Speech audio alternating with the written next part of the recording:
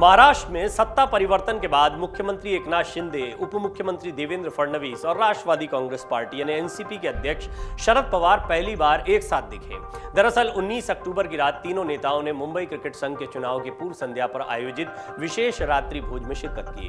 इस मौके पर सीएम शिंदे ने कहा कि पवार के, उनके और भाजपा नेताओं के साथ मंच साझा करने से कुछ लोगों की रातों की नींद उड़ सकती है। हालांकि इस दौरान उन्होंने किसी का नाम नहीं लिया। मुख्यमंत्री शिंदे ने इस मौके पर कहा, पवार, फडणवीस और शेल्लार एक ही मंच पर, इससे कुछ लोगों की रातों की नींद उड़ सकती है, लेकिन ये राजनीति करने की जगह नहीं है। हम सभी खेल के प्रशंसक और समर्थक हैं, इसलिए हम अपने राजनीतिक मतभेदों के बावजूद खेल के विकास के लिए साथ आए हैं। एकनाथ शिंदे ने यह भी कहा, पवार साहब के पास हमेशा मार्गदर्शन होता है, वो अच्छे काम के लिए आशीर्वाद देते हैं। वहीं पवार ने कहा कि राजनीति की परंपरा को जारी रखना उनका अधिकार है। एकनाथ शिंदे ने जवाब देते हुए कहा, पवार साहब का जन्म और मेरा जन्म सतारा में हुआ है, हम वही करेंगे जो पवार साहब ने कहा है। हम खेल में राजनीति नहीं लाना चाहते हैं।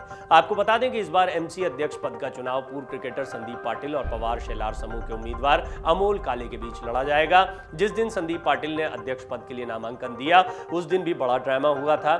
आवेदन दाखिल करते हुए संदीप ने कहा कि वो पवार समूह की ओर से आवेदन दाखिल कर रहे हैं। इसके बाद पवार और शेल्लार ने गठबंधन कर लिया।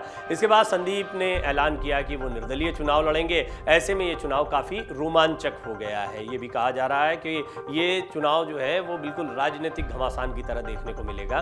अब महत्वपूर्ण बात यह है कि शरद पवार जो हैं वो शिंदे के साथ, फडणवीस के साथ दिखाई देते हैं, तो इसके क्या मायने निकाले जाते हैं। मायने ऐसे भी निकालना चाहिए कि महाविकास अघाड़ी गठबंधन जो है वो कहीं ना कहीं टूटता दिखाई दे रहा है। कांग्रेस और एनसीपी बहुत ही मजबूत गठजोड़ कम से कम महाराष्ट्र में दिखाई पड़ रहा था। उद्धव भी साथ में दिखाई दे रहे हैं, मजबूती के साथ खड़े हुए, सरकार तो चला ही रहे थे। लेकिन नाना पटोले जो कि महाराष्ट्र कांग्रेस के अध्यक्ष हैं, उन्होंने एक बड़ा बयान दे दिया।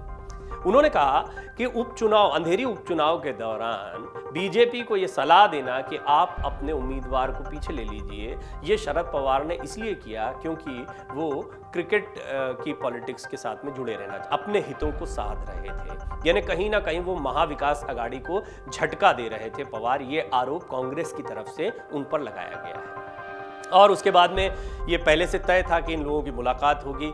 शरद पवार का आशीर्वाद मिलने की बात एकनाथ शिंदे कह रहे हैं। शरद पवार का ही आशीर्वाद था कि महाविकास अघाड़ी की सरकार बनी, उन्हीं का विजन था। वो चाहते थे कि उद्धव ठाकरे मुख्यमंत्री बने। उन्होंने इस बात का भी, इस बगावत का भी विरोध किया था। हालांकि बहुत खुलकर कभी कुछ नहीं बोले। अजीत पवार कई मंचों पर ये बातें कहते रहे हैं, लेकिन शरद पवार को लेकर ये कहा जा रहा था कि उनकी चुप्पी जो है वो बहुत मायने रखती है और राजनीति में कुछ भी हो सकता है। हम लगातार देख रहे हैं कि महाराष्ट्र की राजनीति हो, बिहार की कौन किसके साथ चला जाए कहना बड़ा मुश्किल है। ये सारा राजनीतिक समीकरणों का खेल दिखाई पड़ता है।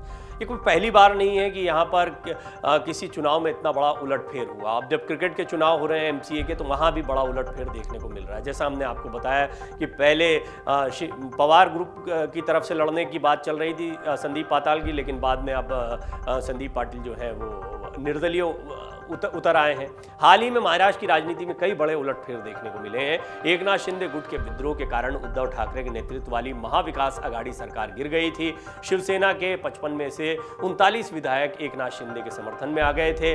इसके बाद एकनाथ शिंदे ने बीजेपी के साथ हाथ मिला लिया था, लिहाजा शिंदे महाराष्ट्र के सीएम बने और देवेंद्र फडणवीस को डिप्टी सीएम का पद मिला।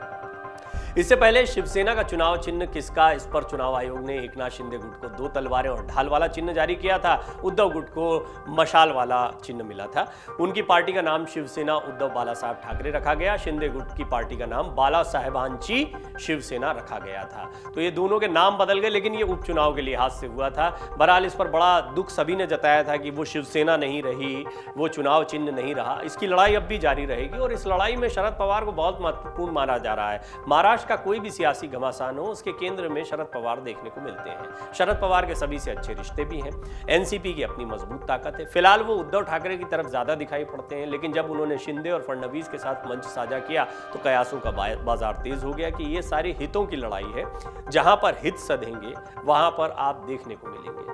तो लिहाजा ये एक बड़ा सवाल खड़ा हो गया कि उद्धव ठाकरे जो अपना अभी हाल में राजनीतिक गुरु शरद पवार को मान रहे हैं, उनकी सलाह पर काम कर रहे हैं, एकनाथ शिंदे भी उनकी सलाह पर चलने की बात कह रहे हैं, तो क्या राजनीति के केंद्र में एक बार फिर शरद पवार देखने को मिल रहे हैं। अब देवेंद्र फडणवीस को समझते हैं। देवेंद्र फडणवीस वो व्यक्ति रहे जिन्होंने मुख्यमंत्री रहते हुए कभी शरद पवार के दखल को बर्दाश्त नहीं किया। उनकी नजदीकियां उतनी ज्यादा राजनीतिक तौर पर नहीं देखने को मिलती जितनी बाकी लोगों की। एकनाथ शिंदे तो सरकार में रह चुके हैं, महाविकास आघाड़ी सरकार का हिस्सा थे, बाद में बगावत करके आए, तो उनकी नजदीकी समझ में आती। लेकिन देवेंद्र फडणवीस ने जो अपना पिछला कार्यकाल 5 साल का पूरा किया था, उसमें उन्होंने शरद पवार का कोई हस्तक्षेप नहीं होने दिया। स्पष्टतः देवेंद्र फडणवीस अपने दम पर सरकार चलाते रहे और ये इस बात की काफी चर्चा भी हुई थी कि शरद पवार का हर मुख्यमंत्री के कार्यालय में दखल रहता था, लेकिन इस बार नहीं। क्या अब बीजेपी शिंदे गुट की मजबूरी है शरद पवार? क्योंकि ये सरकार चलाना आसान नहीं है। इस सरकार में बगावत के कई बार सुर खड़े हो जाते हैं। अगर कभी हालात गड़बड़ाए तो क्या एनसीपी भी सरकार को चलाने में मदद कर सकती है? एक बहुत बड़ा सवाल है। देखिए, ये कयास है, लेकिन इन कयासों से इनकार नहीं किया जा सकता है कि आगामी 2.5 साल तक अब जो सरकार चलनी है, देवेंद्र फडणवीस और शिंदे की सरकार चलती रहे के लिए शरद पवार से भी अच्छे रिश्ते रखना बहुत जरूरी है। डाउनलोड करें अमर उजाला ऐप और पाएं खबरें लगातार। अगर आप ये वीडियो YouTube पर देख रहे हैं तो हमारे चैनल को सब्सक्राइब करें और बेल आइकन को दबाना ना भूलें। अगर आप Facebook पर ये वीडियो देख रहे हैं तो हमारे पेज को लाइक करें।